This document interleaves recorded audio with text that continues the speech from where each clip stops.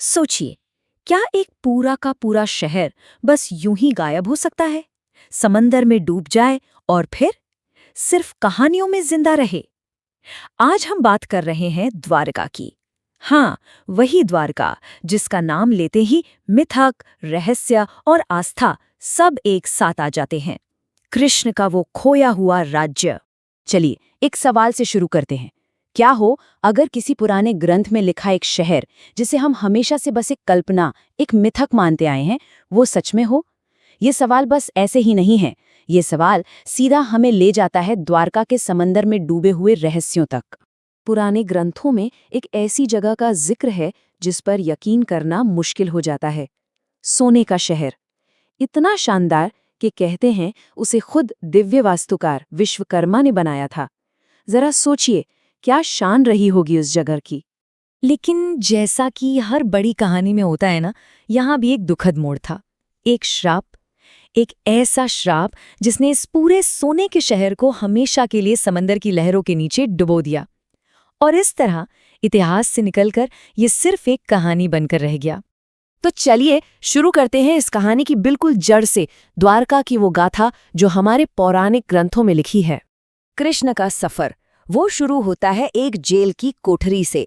उन्होंने अपने मामा कंस को तो हरा दिया, लेकिन मथुरा में शांति फिर भी नहीं आई। क्यों? क्योंकि कंस का ससुर जरासंध बार बार हमला कर रहा था। एक बार नहीं, दो बार नहीं, पूरे 18 बार। तब कृष्ण ने एक बड़ा फैसला लिया। वो अपनी प्रजा को लेकर पश्चिम की तरफ समंदर के किनारे चले गए। वहां उन्होंने समुंदर देव से जमीन मांगी, एक ऐसी सुरक्षित जगह बनाने के लिए जिसे कोई भेद न सके, और वही जगह बनी द्वारका। लेकिन ये शांति ज्यादा दिन नहीं टिकी। महाभारत का युद्ध हुआ, भयंकर युद्ध। उसके बाद अपने 100 बेटों को खोने वाली मां गांधारी ने इस सब का जिम्मेदार कृष्ण को ठहराया, और अपने गुस्से और दुख में उन्होंने एक भयानक श्राप दिया कि कृष्ण का पूरा वंश खत्म हो जाएगा और उनकी ये सोने की नगरी समंदर में डूब जाएगी। और कहते हैं ठीक 36 साल बाद गांधारी का श्राप सच हो गया। सदियों तक ये बस एक कहानी ही रही, पर फिर आई 20वीं सदी, और तब वैज्ञानिकों और पुरातत्वविदों ने एक हिम्मत वाला सवाल पूछना शुरू किया। क्या इस कहानी में जरा सी भी सच्चाई हो सकती है? क्या समंदर की लहरों के नीचे कोई सबूत मिल सकता है? साल था 1979। पुरातत्वविद डॉक्टर SR राव ने इस रहस्य को सुलझाने के लिए एक मिशन शुरू किया, पानी के नीचे। और जो उन्हें मिला वो हैरान करने वाला था। देखिए, महाभारत में द्वारका को वारी दुर्ग कहा गया है, यानी पानी में बना किला। और डॉक्टर राव की टीम को ठीक वही मिला, एक बहुत बड़ा डूबा हुआ किलेबंद शहर। यहां आकर मिथक और विज्ञान आमने सामने खड़े थे। उनकी टीम को क्या क्या मिला? एक बहुत लंबी दीवार, किले के बुर्ज, पत्थर के लंगर और ऐसी चीजें जो बताती हैं कि यहाँ एक हंसता खेलता शहर था। लेकिन शायद सबसे जरूरी खोज थी हड़प्पा शैली की मोहरें। ये इसलिए खास है क्योंकि कहानियों में जिक्र है कि कृष्ण ने अपने शहर के लोगों को पहचान के लिए मोहरें दी थीं। ये खोज द्वारका को सीधा सिंधु घाटी सभ्यता से जोड़ती है। तो अब समंदर के नीचे के उन खंडहरों से निकलकर आइए चलते हैं उस जगह पर जो आज इस पूरी कहानी का धड़कता हुआ दिल है। मैं बात कर रही हूँ शानदार द्वारकाधीश मंदिर की। कहते हैं कि असली मंदिर तो कृष्ण के परपोते ने बनवाया था, लेकिन आज जो मंदिर हम देखते हैं ना, उसने बहुत उतार चढ़ाव देखे हैं। 8वीं सदी में आदि शंकराचार्य ने इसे फिर से बनवाया, 15वीं सदी में महमूद बेगड़ा ने इसे तोड़ दिया।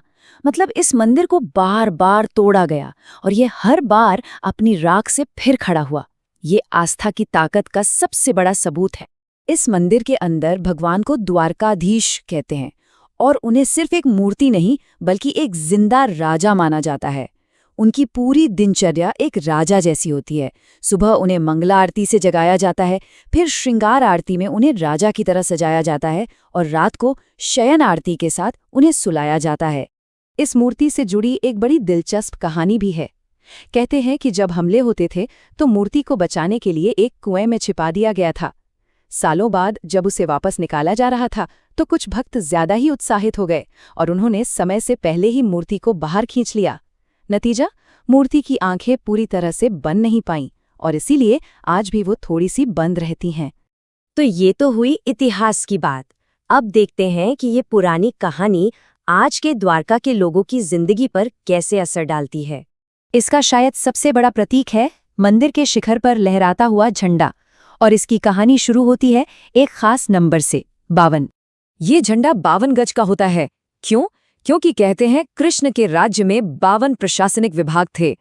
इतना ही नहीं, इस झंडे पर सूरज और चांद भी बने होते हैं, जिसका मतलब है कि जब तक आसमान में सूरज और चांद रहेंगे तब तक कृष्ण का नाम भी रहेगा। ये बस एक झंडा नहीं है, ये एक बहुत गहरा प्रतीक है। और ये आस्था, ये विश्वास शहर के नौजवानों में भी उतना ही गहरा है।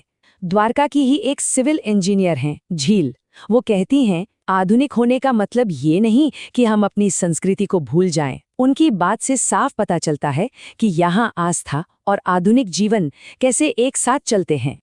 और ये आस्था अपने चरम पर कब पहुंचती है? जन्माष्टमी के समय, कृष्ण का जन्मदिन। ये द्वारका का सबसे बड़ा, सबसे भव्य त्योहार है। इस त्योहार का पैमाना समझना है तो बस ये नंबर देखिए। जन्माष्टमी पर इस छोटे से शहर में लगभग 1.5 लाख लोग आते हैं।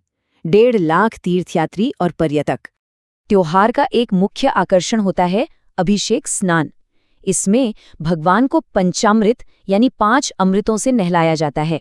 दूध, दही, घी, शहद और चीनी। और ये अनुष्ठान इतना खास है कि साल में सिर्फ 2 बार होता है। त्योहार का समापन होता है आधी रात को, एक बहुत ही भावनात्मक पल। ठीक 12 बजे कृष्ण के जन्म का ऐलान होता है। ये पल इस बात का प्रतीक है कि मुश्किलों का अंत हुआ और खुशियों की एक नई शुरुआत हुई। एक उम्मीद का संदेश जो हर किसी के दिल को छू जाता है। तो आखिर में हम इस नतीजे पर पहुंचते हैं कि द्वारका सिर्फ एक जगह का नाम नहीं है, ये 3 अलग अलग धागों से बुना हुआ एक खूबसूरत कपड़ा है। मिथक, इतिहास और विश्वास। द्वारका की सच्चाई किसी एक चीज को साबित करने में नहीं है, बल्कि इस बात को समझने में है कि ये तीनों चीजें एक साथ कैसे मौजूद हैं। ये एक पौराणिक साम्राज्य भी है, एक ठोस पुरातात्विक स्थल भी है, और सबसे बढ़कर लाखों लोगों के लिए अटूट विश्वास का एक जिंदा धड़कता हुआ केंद्र है।